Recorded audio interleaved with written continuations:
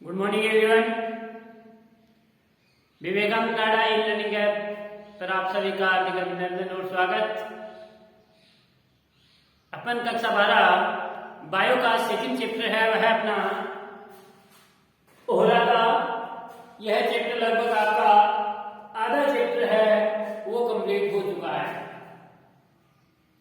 आधा चैप्टर आपका कंप्लीट हो चुका है। अपन ने पिछले क्लास के अंदर पढ़ा था बीजांड की आंतरिक संरचना के बारे में अपन पढ़ा था।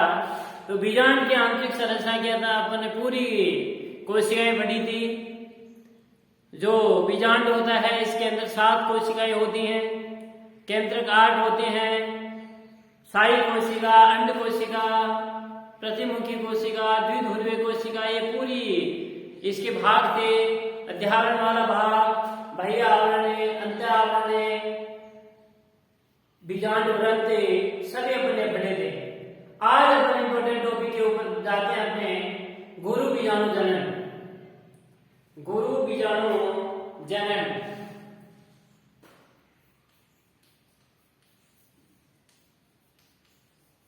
गुरु बीजाणु जनन। गुरु बीजाणु मात्र कोशिका से गुरु बीजाणु के बनने की प्रक्रिया को अपन गुरु बीजाणु जनन कहते हैं। भाई गुरु बीजाणु जो मात्र कोशिका है उसे जो गुरु बीजाणु बनते हैं उसे क्या कहते हैं, अपने गुरु बीजाणु जनन कहते हैं। देख लो, गुरु बीजाणु मात्र कोशिका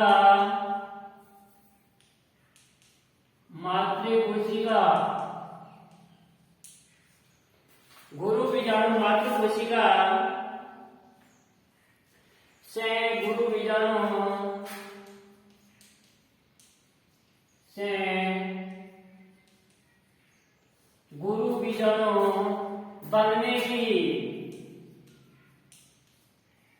बनने की प्रक्रिया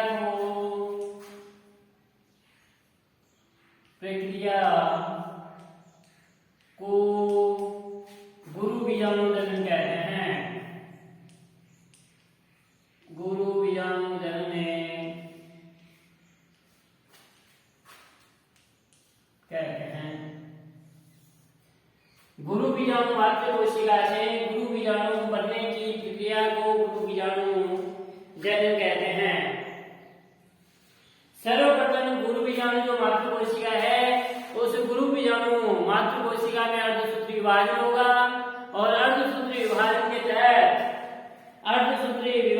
तहत 4 अगुणित कोशिकाओं का निर्माण होता है। बेटे, इन 4 अगुणित कोशिकाओं में जैसे वृद्धि होगी तो 3 अगुणित कोशिकाएं आपकी नष्ट हो जाती हैं और एक जो आपकी गुरु बीजाणु कोशिका है या अगुणित गुरु बीजाणु है वह आपका वृद्धि करते हैं और क्रियाशील रहते हैं, और जो वह आपके जो निवाह की ओर होते हैं ना वह क्रियाशील होते हैं। तो गुरु बीजाणु जनन की प्रक्रिया के अंदर पहले अपन इसका डायग्राम बना लेते हैं जिसके कारण से अच्छी तरह से समझ में आ जाएगा। गुरु बीजाणु जनन डायग्राम बनाना है। ये अपने गुरु बीजाणु मात्र कोशिका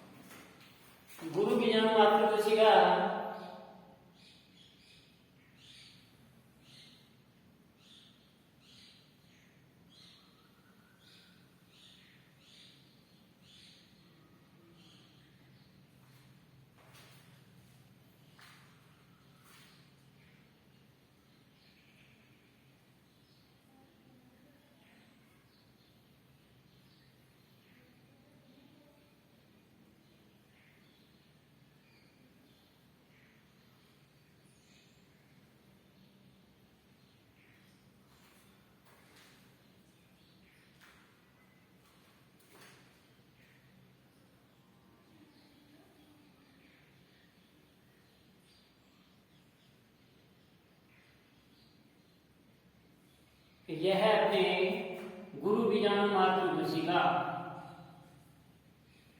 गुरु बीजाणु मातृ कोशिका, गुरु बीजाणु मातृ कोशिका में अर्धसूत्र विभाजन के तहत 4 गुरु बीजाणु का निर्माण होता है और ये चारों जो गुरु बीजाणु है वो एक चतुष्क के रूप में, रेखीय क्रम में चतुष्क के रूप में उपस्थित होते हैं।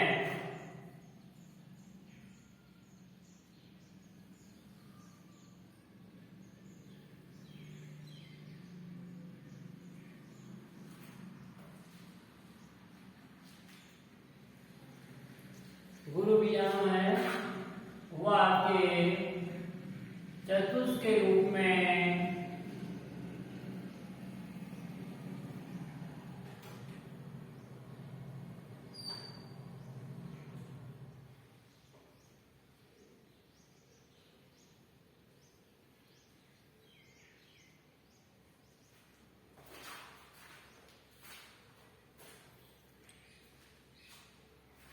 ये चतुष्क के रूप में उपस्थित होते हैं।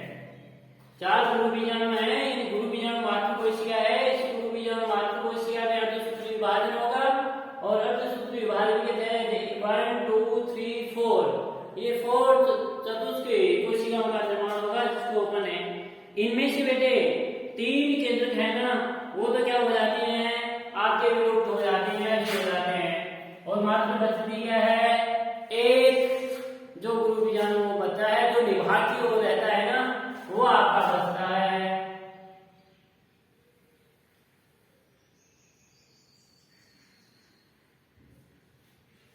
तीन है, 3 में से 4 है, 4 में से 3 तो नष्ट हो जाते हैं, विलुप्त हो जाते हैं और एक आपका केंद्रक है वो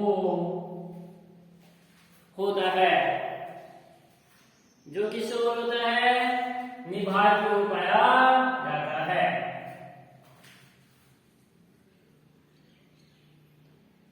अब इसमें समसूत्र विभाजन होगा और समसूत्र विभाजन के तहत जो एक है, समसूत्र विभाजन के तहत जो अवयवित गुरु बीजाणु बनते हैं, उनमें समसूत्र विभाजन के तहत एक से कितने का निर्माण हो जाएगा, समसूत्र विभाजन किसे कहते हैं, एक कोशिका से 2 कोशिका और जिसके अंदर क्रोमोसोम की संख्या समान होती है, तो इससे एक से किसका निर्माण हो जाएगा, आपका 2 का।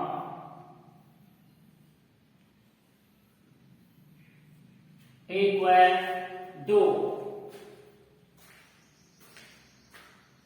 2 का निर्माण हो जाता है। अब ये दोनों हैं वो दोनों विपरीत ध्रुव की ओर गमन करते हैं, यानी ये है ये केंद्र की धर की ओर और ये इस ध्रुव की ओर गमन कर जाते हैं और करने के दौरान दोनों ही ध्रुव की ओर गमन करते हैं।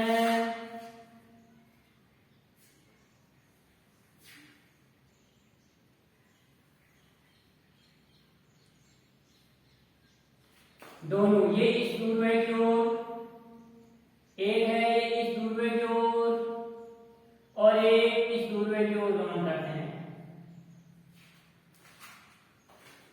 अब इनमें अर्धसूत्री विभाजन होगा और अर्धसूत्री विभाजन के तहत प्रत्येक में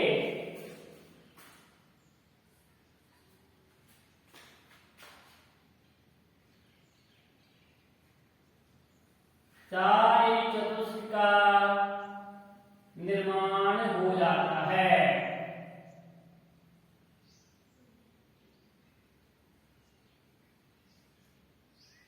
तीन और एक 4।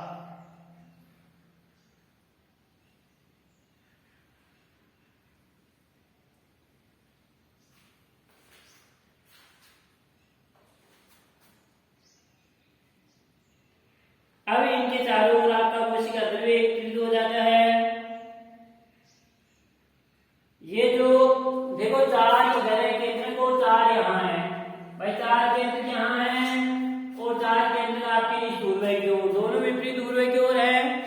तो ये दोनों जो विपरीत ध्रुव की ओर है, इन दोनों में से आपका एक एक में आ जाता है भाई। दो है, 1 2 3 4 है, 1 2 3 4 है। 4 में से एक केंद्र की यहाँ किस सकेगी इसका और एक इसका, इस प्रकार से किसके अंदर आ जाते हैं, केंद्र के अंदर आ जाते हैं।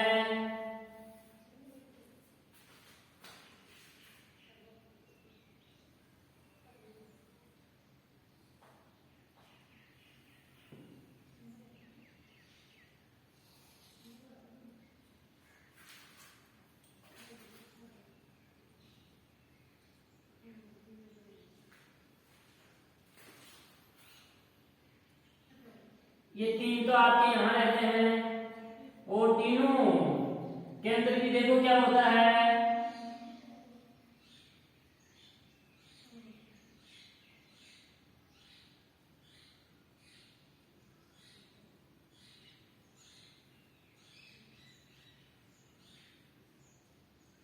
धीरे धीरे इन तीनों में भी ये केंद्र है और कोशिका द्रव्य एकत्रित हो जाता है और तीनों में 4 है, दोनों में से एक केंद्र के किसके अंदर आ जाता है, इसके बदले में आ जाता है ये।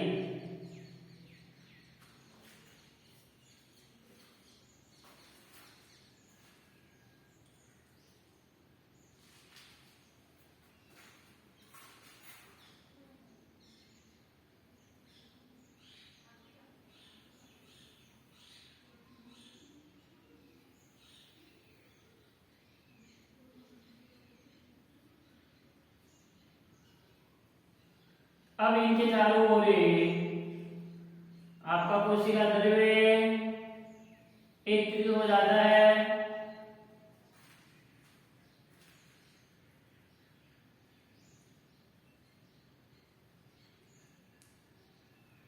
ये बीच वाले इसके अंदर 2 केंद्र होते हैं, इसलिए इसको द्विध्रुवीय कोशिका कहते हैं। इस प्रकार से आपके गुरु बीजाणु जनन संपन्न होता है। देखो इन कोशिकाओं को अपन कहते हैं एंटीपोडल सेल्स, प्रतिमुखी कोशिकाएं, प्रतिमुखी कोशिकाएं, इन्हें कहते हैं द्विध्रुवीय कोशिका या ध्रुवीय कोशिका भी कहते हैं।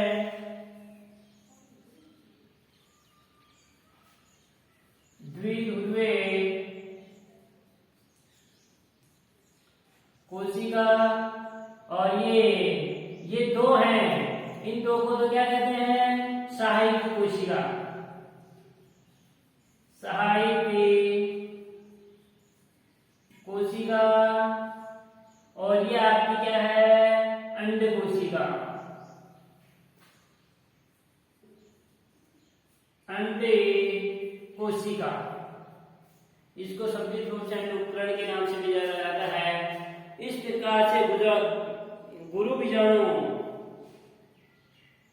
से मादा युग्मकोद्भिद, मादा युग्मकोद्भिद क्या है, बीजांड है। तो बीजांड के विकास के विभिन्न चरण हैं वो आपके हो जाते हैं।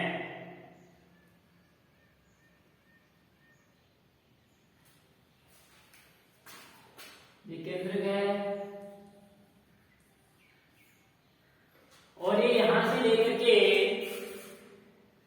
जो दोनों को आ जाते हैं, दोनों से लेकर के इस स्थिति तक ये जो तीनों स्थितियां हैं, इनमें गुरु बीजाणु के केंद्रकों में समसूत्र विभाजन होता है। ये यहां से लेकर के इसमें और इनमें 1 2 3 इनमें क्या होता है, समसूत्र विभाजन, समसूत्री विभाजन होता है।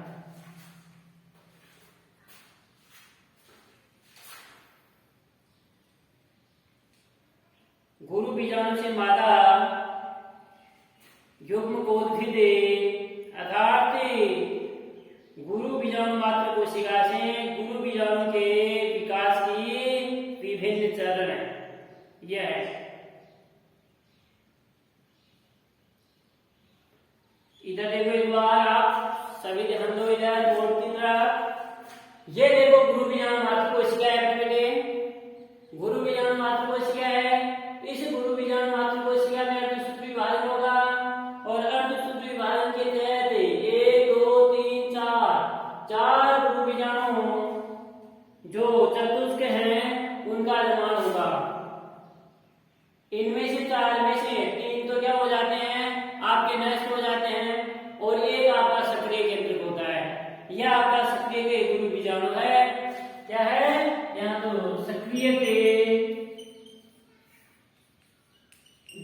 बीजाणु और निष्क्रिय होते थे।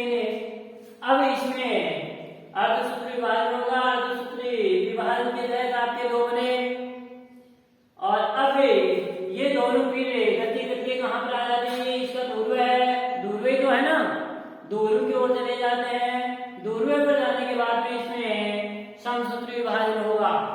समसूत्री विभाजन के तहत ये चार बनेंगे, देखो 1 2 3 4, 1 2 3 4, चार केंद्रकों का निर्माण होगा। इन चार में से एक एक गति करेगा वो सेंटर में आ जाता है, केंद्रित में आ जाता है और 3 आपके यहाँ पर रह जाते हैं। अब जो रहे इनके चारों ओर आपका क्या हो जाता है, कोशिका द्रव्य एकत्रित हो जाता है। कोशिका द्रव्य एकत्रित होने के बाद में कोशिका का निर्माण हो गया। ये देखो ये एक कोशिका होगी, दो कोशिका होगी, तीन कोशिका है और 1 2 3 ये, क्योंकि प्रत्येक कोशिका के अंदर अपना एक केंद्र को पाया जाता है। और ये आपकी जिसके अंदर ये एक केंद्र की इसके द्विध्रुवीय कोशिका है, इसमें देखो एक केंद्र के प्रतिमुखी कोशिकाएं इधर आया ना, यानी एक कोशी निभाग की ओर से आया और एक बीजाणु की ओर से आया। इस प्रकार से द्विध्रुवीय कोशिका का निर्माण हो जाता है। बस बना लो इसको।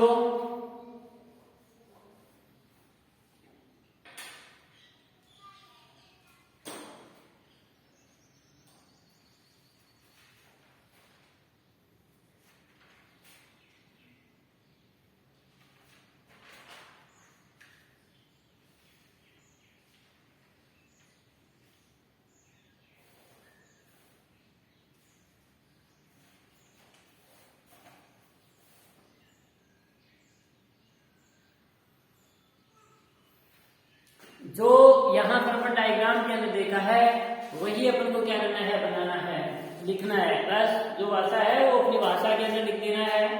अब इसकी थ्योरी लिखना शुरू करो। डायग्राम बना लिया तो लिखो। सर्वप्रथम गुरु बीजाणु मातृ कोशिका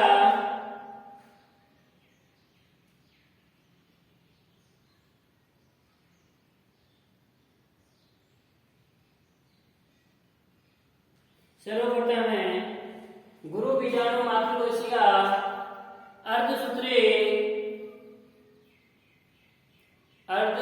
विभाजन अर्धसूत्री विभाजन से विभाजित होकर चार गुरु बीजाणु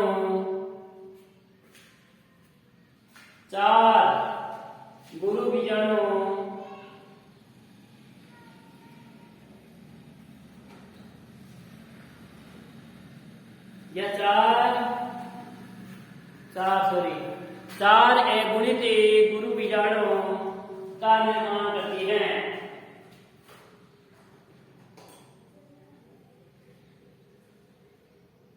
गुरु बीजाणु का निर्माण करती है चार।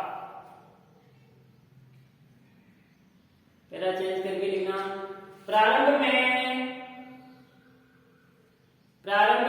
चारों गुरु बीजाणु रेखे चतुष्क के रूप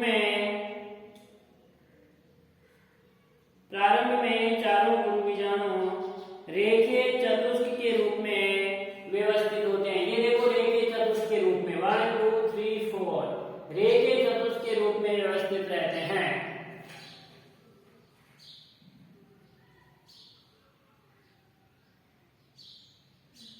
पहला चेंज करके लिखना। चतुष्क के चारों गुरु बीजाणु में से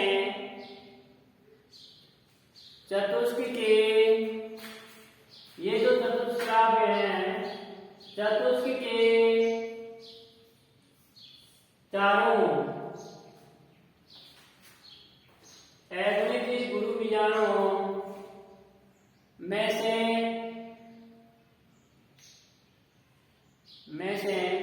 3 गुरु बीजाणु नष्ट हो जाते हैं। 3 गुरु बीजाणु नष्ट हो जाते हैं तथा एक अगुणित गुरु बीजाणु एक गुरु बीजाणु ही क्रियाशील रहता है, एक गुरु बीजाणु ही क्रियाशील रहता है जो निभाग की ओर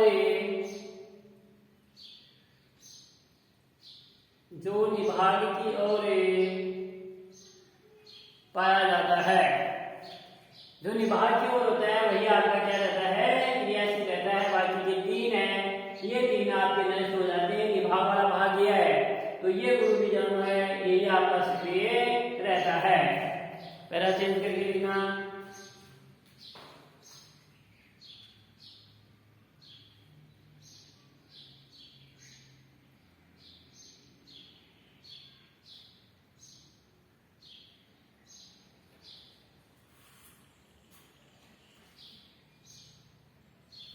सर्वप्रथम गुरु बीजाणु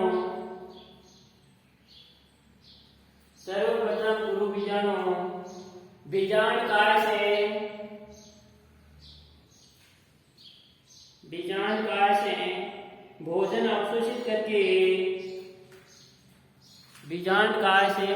अवशोषित करके वृद्धि करता है,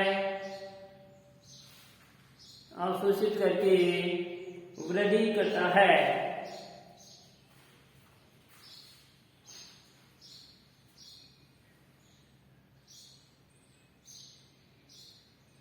जरा चेंज करके लिखना। गुरु बीजाणु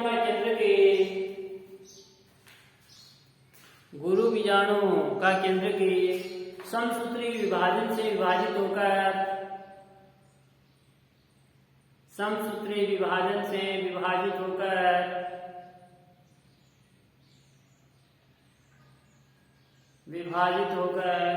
दो केंद्रकों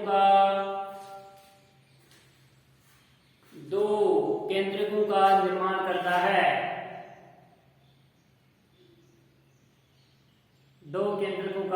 करता है।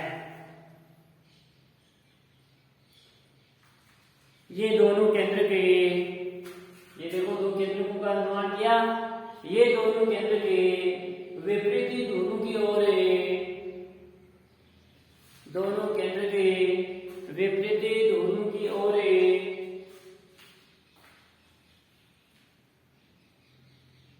या विपरीत दोनों पर पहुंच जाते हैं।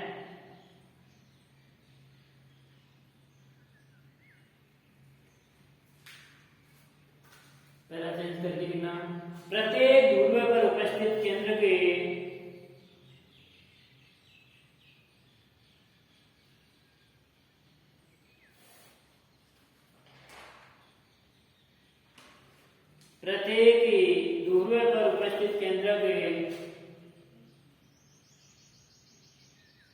केंद्रक में दो बार समसूत्री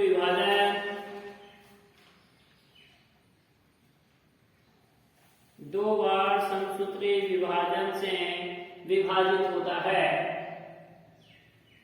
यानी इसमें दो बार समसूत्री विभाजन होगा।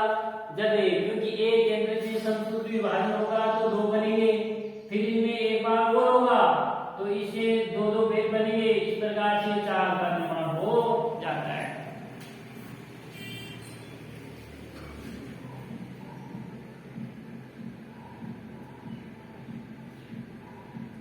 विभाजित होता है। इसके फलस्वरूप प्रत्येक ध्रुव पर चार केंद्र का निर्माण होता है।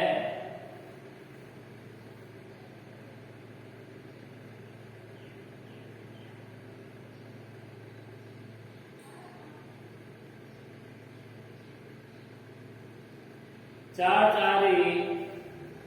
केंद्र का निर्माण होता है।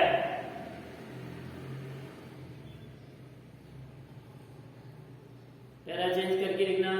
प्रत्येक ध्रुव पर उपस्थित चार केंद्रकों में से, यानी ये ध्रुव और ये ध्रुव, प्रत्येक ध्रुव के ऊपर चार केंद्रक है।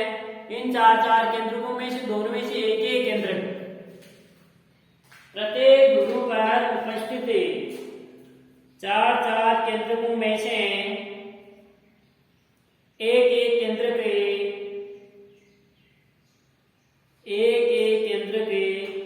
मध्य की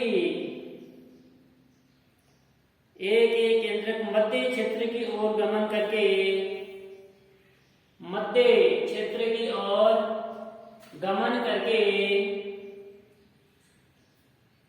केंद्र में पहुंच जाते हैं, केंद्र में पहुंचे जाते हैं। इस प्रकार दोनों धुरों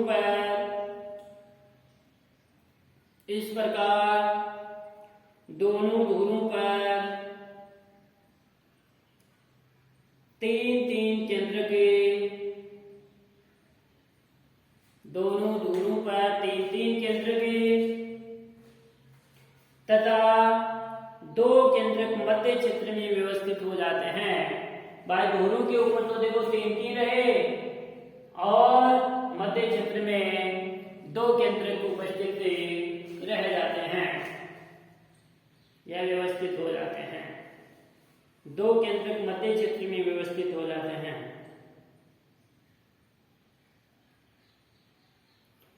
पहला चेंज करके लिखना। अब प्रत्येक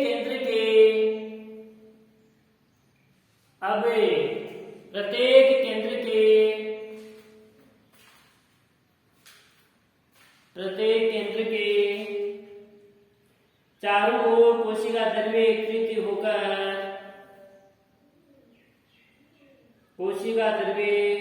एकत्रित होकर सघन हो जाता है तथा भित्ति निर्माण की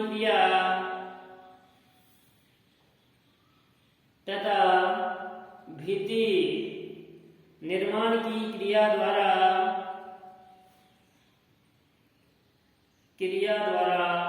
7 कोशिकाओं का निर्माण हो जाता है।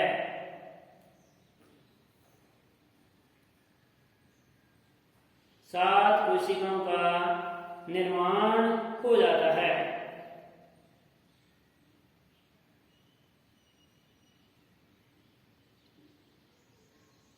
भाई देखो 7 कोशिकाएं हो गई, 1 2 3 4 5 6 और ये 7। 7 कोशिकाओं का निर्माण हो जाता है। पैरा चेंज करके लिखना। इस प्रकार अंत में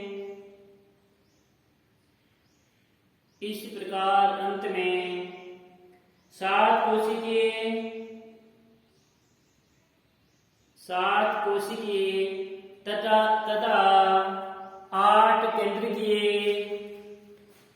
केंद्र तो कितने हो गए 8, तो 7 कोशिकाएं तो 7 हैं और 8 केंद्र 8 हैं, तो 7 कोशिकीय और 8 केंद्र की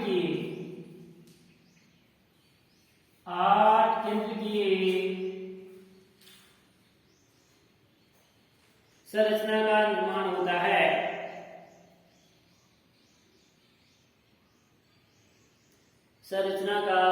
निर्माण होता है। इस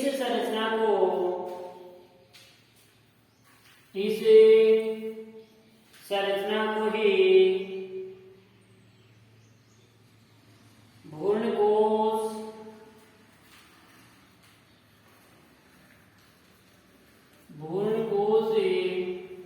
या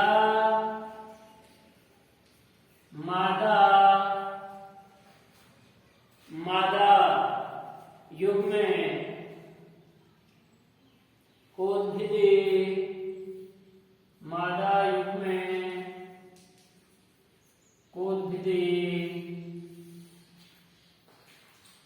कहते हैं।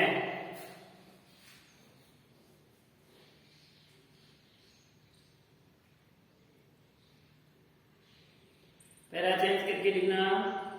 भ्रूण कोश में 3 कोशिकाएं निभाग की ओर, ये देखो ये बीजांड द्वार के ठीक विपरीत निभाग वाला भाग होता है, पहले आपने पढ़ लिया। तो 3 कोशिकाएं तो किस ओर है, निभाग की ओर, जिनको अपन प्रतिमुखी कोशिकाएं कहते हैं, और 3 कोशिकाएं हैं वो आपकी बीजांड द्वार की ओर, इसमें से 2 साई कोशिका और 1 अंड कोशिका, और 1 कोशिका है वो आपकी द्विध्रुवीय कोशिकाएं मध्य के अंदर पाई जाती है। देखो भ्रूण कोश में 3 कोशिकाएं निभाग की ओर होती हैं। भ्रूण कोश में 3 कोशिकाएं निभाग की ओर होती हैं।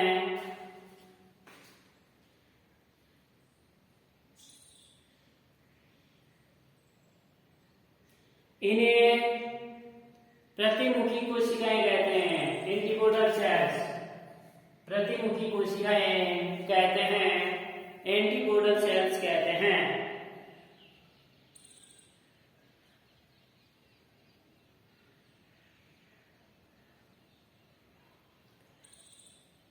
तथा 3 कोशिकाएं बीजांड द्वार की ओर होती हैं।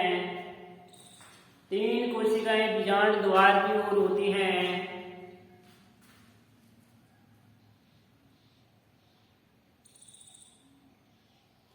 इनमें से 2 सहायक कोशिकाएं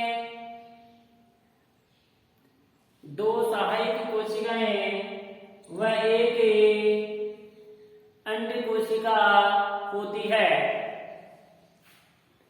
एक अंड कोशिका होती है। इन्हें सम्मिलित रूप से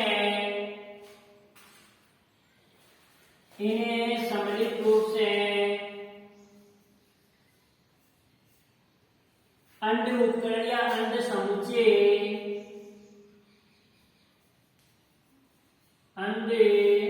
समुच्चय कहते हैं।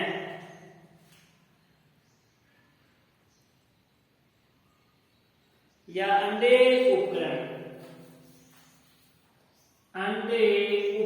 कहते हैं। भाई इन दोनों को सम्मिलित रूप से क्या कहते हैं बेटे?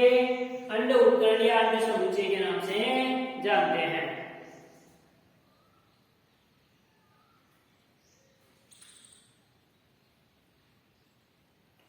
जरा चेंज करके लिखना।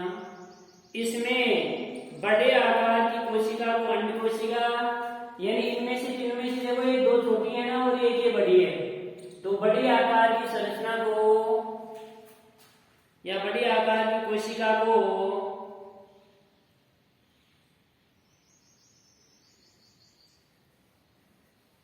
इसमें बड़े आकार की कोशिका को अंड कोशिका तथा पास वाली 2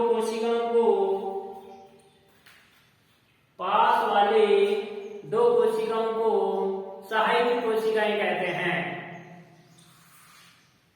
सहायक कोशिकाएं कहते हैं।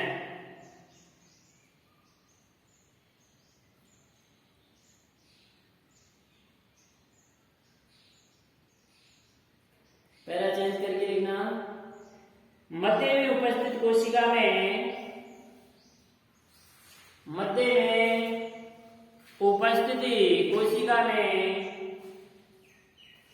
दो केंद्रक होते हैं। 2 केंद्रक होते हैं। इसे ध्रुवीय कोशिका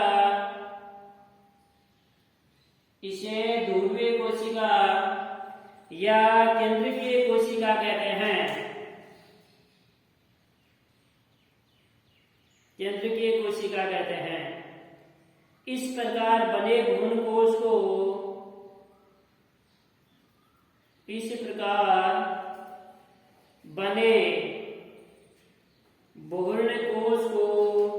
पॉलीगोनम प्रकार का भ्रूण कोश बने भ्रूण कोश को पॉलीगोनम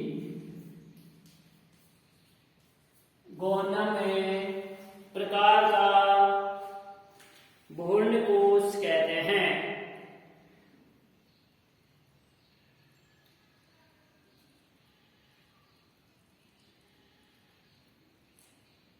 पॉलीगोनम प्रकार का भ्रूण कोश कहते हैं।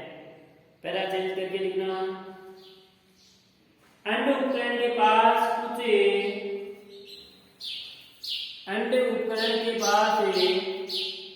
कुछ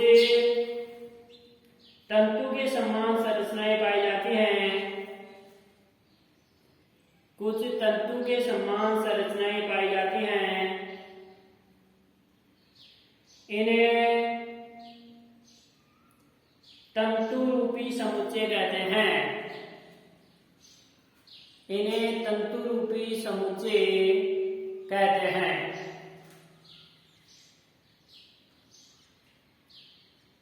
तंतु रूपी समुच्चय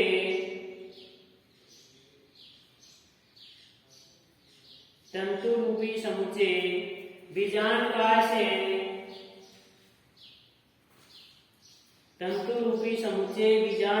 से पोषण प्राप्त करते हैं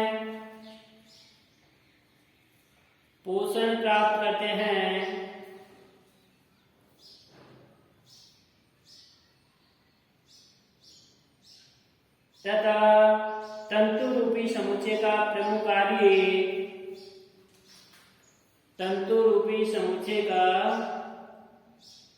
प्रमुख कार्य पराग नलिका को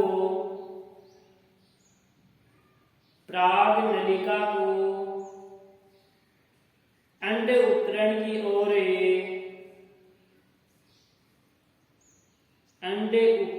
ओर दिशा निर्देशित करना है। अंडे उपकरण की ओर दिशा निर्देशित करना है। ये इसके साथ अपना कौन सा गुरु बीजाणु जनन की प्रक्रिया है वो आपकी पूरी होती है। अगला आता है परागकण पॉलिनेशन। इसको अपने अगली कालांश के अंदर पढ़ेंगे। Thank you.